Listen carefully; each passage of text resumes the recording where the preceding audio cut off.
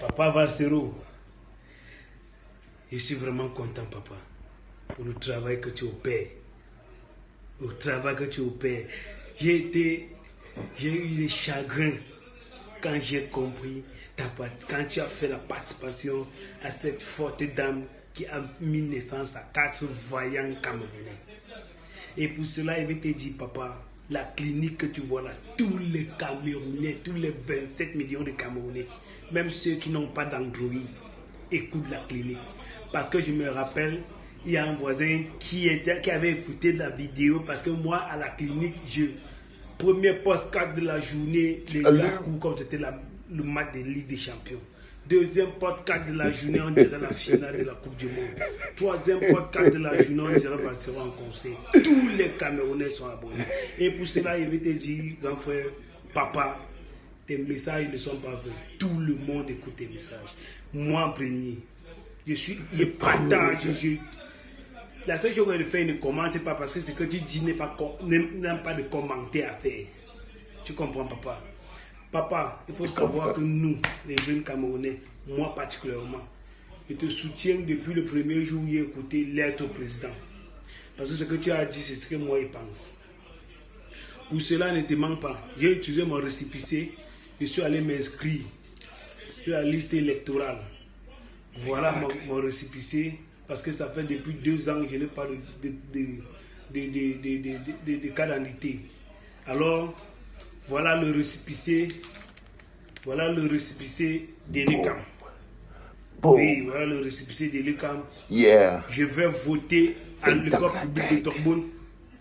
Je vais surveiller mon vote sorti avec les résultats du bureau de vote. Donc je vais surveiller le vote et nous tous. Et dans ma circonscription, mon frère, je te garantis qu'on ne va pas nous damer le pion. Je vous assure.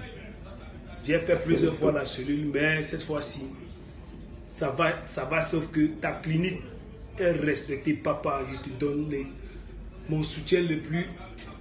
Tu es le général, papa. Tu es le général. Sache que nous, les Camerounais, on va surveiller le vol. Les choses ne seront plus comme avant. Oui, papa, tu es là-bas, mais tu es présent ici avec nous. Big up, général. Bonjour les enfants. C'est papa. Bienvenue dans le premier podcast de la journée, les enfants. Bienvenue à la clinique. Quand vous voyez papa avec le même pyjama, 2-3 fois, sachez qu'il dort dans les mapanes. Fondamentalement, il dort dans les mapanes. Les gars, vous voyez, déjà je voulais m'excuser pour la vidéo d'hier. À chaque fois, ça monte. Ça me prend la tête et tout, ça me prend les boules. Cette histoire de passeport va finir par me grignoter le cerveau. Donc parfois quand ça monte comme ça dans mon corps et que ça me détruit comme ça, il faut que ça sorte. Il faut que ça sorte. Et je préfère toujours me mettre moi-même en thérapie à la clinique parce que ce qui se passe, je découvre aujourd'hui que je ne peux pas vivre sans un autre passeport. Je ne veux pas. Ce ne sera pas moi, ce ne sera pas mon énergie, ce ne sera pas ma vie, parce que ce n'est pas la chose la plus difficile à faire. Il faut bien que vous compreniez qu'on est face à un combat qui est comme si c'était mystique. C'est-à-dire, ce n'est pas faire les démarches pour avoir un titre de transport, passeport de asile, machin, truc, exil, tout ce que vous voulez. Non, c'est pas ça, le débat. J'ai vu plein de gens venir me dire « Yo, Valsero, mais laisse ça, va demander l'autre papier de l'asile, va machin, de l'exil et tout, patati, pataron et tout. » Mais c'est pas tout le monde. Moi, je n'ai pas envie de porter le manteau de l'exilé. Pourquoi? Pourquoi? C'est ça le plus important. Et vous croyez franchement que si j'étais aussi pressé de porter le manteau de l'exilé, je pourrais dégager l'énergie qui met en mouvement mon peuple? Parce que cette capsule que vous venez de voir, c'est le peuple en construction. C'est pour ça que je ne peux pas abandonner. L'une des raisons pour lesquelles je m'accroche de manière fondamentale sur cette demande de mon passeport, c'est aussi à cause de cette jeunesse camerounaise, à qui je vais apprendre l'importance de notre pays. Chaque chose n'a que l'importance que vous lui donnez. Chaque chose dans la vie n'a que de l'importance que vous lui donnez. Si un monsieur rentre chez vous, il découvre que vous traitez mal vos enfants, il va les traiter encore plus mal que vous. Parce qu'il va se rendre compte que vous-même, vous ne les respectez pas. Si quelqu'un rentre chez vous, il trouve que vous-même vous montez sur le tapis avec les chaussures qui ont la boue, ça ne va pas l'empêcher de venir donc avec ses bottes et son chien poser les pieds avec la boue sur votre tapis. Parce qu'il va se rendre compte que vous-même, vous n'aimez pas assez votre tapis. Vous-même, vous montez avec les pieds dessus. Votre chose n'a que la valeur que vous lui donnez. Si vous n'aimez pas votre femme, ce n'est pas quelqu'un d'autre qui va l'aimer dehors plus que vous. Si vous ne la respectez pas, si vous lui manquez de respect, les gens vont encore 2 fois plus lui manquer de respect. C'est des choses basiques de l'école de la vie. Ce que Pomba a réussi à faire, il a réussi à nous faire ne pas donner de la valeur au Cameroun. Parce qu'il a vidé la valeur de notre pays. Il vous a vidé de votre valeur intrinsèque. Il a fait des lions indomptables, des chatons indomptables. C'est-à-dire qu'il a enlevé toute fierté. Avant, on était fiers. Avant, la fierté d'être un Camerounais était écrite dans le ciel. On est réussi à devenir le continent. Mais aujourd'hui, les gens nagent pour aller chercher l'asile politique. Les gens nagent pour aller être en exil au Gabon.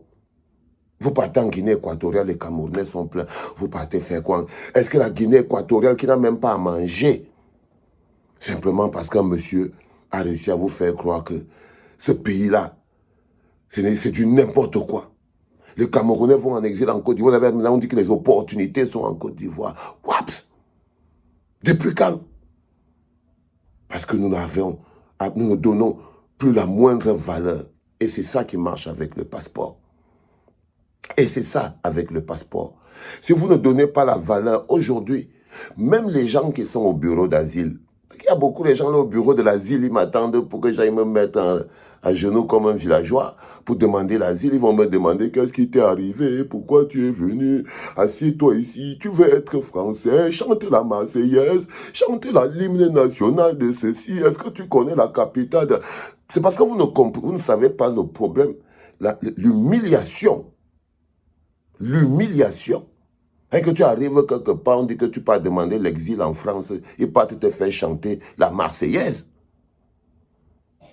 Il part te faire chanter. Un gars qui est né au Cameroun, la première chose qu'on te fait, on te fait chanter la Marseillaise. C'est pour te démontrer qu'on te vide de ton pays, même si tu ne sais pas. Même si tu ne sais pas. Donc il faut savoir que c'est loin des petits mécanismes de juste changer un passeport, faire ceci ou faire cela. Non, un pays c'est une énergie, c'est une puissance. Et j'avais réussi à canaliser ma puissance. J'avais réussi à être un gros bazooka à l'échelle mondiale avec mon passeport vert. J'avais réussi quelque chose que très peu de personnes réussissent, à être une puissance internationale, à fabriquer une clinique qui est une puissance internationale, à m'asseoir à la table des puissants avec mon passeport vert. J'avais réussi à être celui qui compose l'hymne des Insoumis. J'avais réussi à être un conférencier pour Jean-Luc. J'avais réussi à influencer l'élection présidentielle française avec mon passeport vert, les enfants. Avec ce passeport vert, il ne m'a jamais empêché de faire quoi que ce soit. Au contraire. Ce passeport ne m'a jamais empêché d'entrer quelque part, ni dans l'avion, ni dans un pays. Je n'ai jamais, et il m'a toujours donné la force et la puissance. C'est lui qui garantit ma force et ma puissance. Et je me bats pour ça. Parce que je sais qu'une fois que tu commences à traîner avec ce truc d'asilant dans la poche, tu sens toi-même comment ton pied te fait mal. Et tu sens comment tu es vidé. Je n'ai pas travaillé toute ma vie, protégeant mon passeport, luttant pour lui donner la valeur que je sais qu'elle a, parce que ce passeport-là, aujourd'hui, je connais exactement, quand je vous dis, détrompez-vous, ils peuvent vous dire ce qu'ils veulent. C'est avant qu'ils croyaient que le passeport Bordeaux donnait... Parce que c'était l'objet de la vantardise. Non, je suis désolé. Un passeport Bordeaux est pour les Européens. C'est leur pays, c'est leur culture, c'est leur identité. Ça leur donne leur force et leur charisme à eux. Mais toi, quand tu as 1,90 m comme moi, 100 kilos, tu empestes le Cameroun. C'est-à-dire que quand tu marches comme ça dans la rue, on a l'impression que l'odeur du Cameroun qu'on entend qui diffuse dans l'air là, c'est toi. Quand tu te lèves et tu demandes d'où tu viens, tu viens du Cameroun, et que c'est à ton tour de prendre la parole, quand c'est le général qui parle, tout le monde se tait, les enfants. Et ça a de la valeur beaucoup, parce que j'ai mon passeport vert. Ça veut dire que ce que j'ai dit est mis à l'actif d'un pays. Ça veut dire que ma participation à cette conférence-là, c'est la participation d'un Camerounais. Ça veut dire que l'intelligence que je démontre, la capacité d'analyse que je démontre, on ne dit pas que non. En fait, il a cette capacité d'analyse, ben, il est un Africain, mais il est chez les Blancs. C'est pour ça qu'il est intelligent. Non. Non. On ne trouve pas des excuses. Parce que même mon passeport vert te fait que tu ne trouves pas une excuse pour me dire que je suis le général parce que je serais né à Marseille. Non, non, non, non, non. Non, le général s'est formé dans les rues de Yaoundé. À Eligedjoa. Un coup après un coup. Matraque après matraque. Course après course. Et lobby après lobby. Pièce par pièce. Donc, je ne vois pas pourquoi je peux faire que quelque chose qui ne m'a pas rendu faible, qui ne m'a pas stoppé, vienne devenir un problème. La première place que j'ai eue dans le monde, je l'ai eue en tant que Camerounais, les gars. On doit pouvoir se battre, mais comme des fous. C'est ça qui donne la valeur. C'est la bagarre qu'on est capable de faire pour ça, c'est ça qui donne la valeur. C'est ça qui donne la valeur. Et ça a une grosse valeur. Croyez-moi, nos dirigeants ne peuvent pas vous expliquer ce que je vous explique. Parce qu'ils n'ont pas cette énergie. Ils n'ont pas cette force. Quand vous avez un président qui a un passeport suisse dans sa poche, il ne peut pas comprendre de quoi je parle. Quand vous avez un secrétaire général qui a un passeport américain dans sa poche, il ne peut pas comprendre ce que je parle. Quand vous avez des ministres qui ont des passeports espagnols, turcs, grecs dans leur poche, ils ne peuvent pas comprendre ce dont je suis en train de vous parler. L'une des raisons pour lesquelles ils sont incapables de donner du bonheur aux Camerounais, parce qu'ils sont à moitié Camerounais. Ils sont comme des mercenaires. C'est-à-dire que vous voyez un gars comme Rigobert, quand il part prendre l'avion, il sort le passeport Bordeaux, il pose sur la table. Il ne sort jamais le passeport camerounais, il ne l'a même pas. Mais il dit qu'il part défendre les lions. Et il s'étonne qu'il n'y a pas le Hemley. Il s'étonne que quel Hemley il va avoir avec un passeport qui n'est pas, qui est la preuve qu'il a bugué. Il ne peut pas avoir le Hemley. C'est comme si tu voulais avoir le beurre et l'argent du beurre. Tu ne peux pas avoir le Hemley avec le Bordeaux dans la poche, c'est pas possible. C'est pour ça que ça ne marche pas. Parce que tous ces gars-là, quand vous voyez les Castelletto, les machins, quel Hemley ils peuvent avoir avec le Bordeaux dans la poche? Ils ne peuvent pas avoir de Hemley. Aucun Hemley. Le Hemley est purement camerounais. Le dépositaire de ce machin-là, il avait pris ça au Cameroun. Il jouait à Tonnerre de Yaoundé. Il s'appelait Rigobert Song. Et c'est à l'époque là. Essayons d'être un peu plus clairs. Et je voulais vous partager la première vidéo pour vous dire, si vous ne savez pas pourquoi je me bats, c'est pour ça. Les enfants, c'était le premier podcast de la journée. C'était papa.